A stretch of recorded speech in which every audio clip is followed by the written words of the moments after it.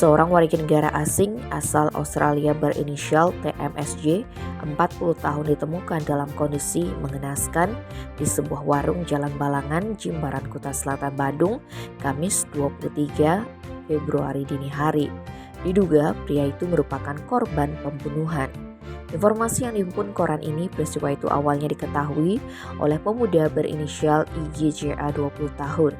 Pagi itu sekitar pukul 4, saksi melihat korban di tempat kejadian perkara sudah bersimbah darah. Kemudian hal itu dilaporkan ke Polsek Kuta Utara. Naas saat bule asal negeri Kanguru itu dibawa ke rumah sakit terdekat, dia dinyatakan sudah meninggal dunia.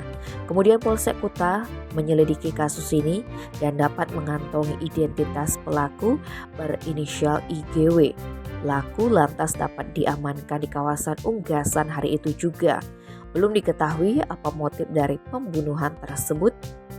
Kapolsek Kuta Selatan Kompol Inyoman Karangadi Putra belum membeberkan detail kasus ini, namun pihaknya mengaku sudah mengamankan terduga pelaku.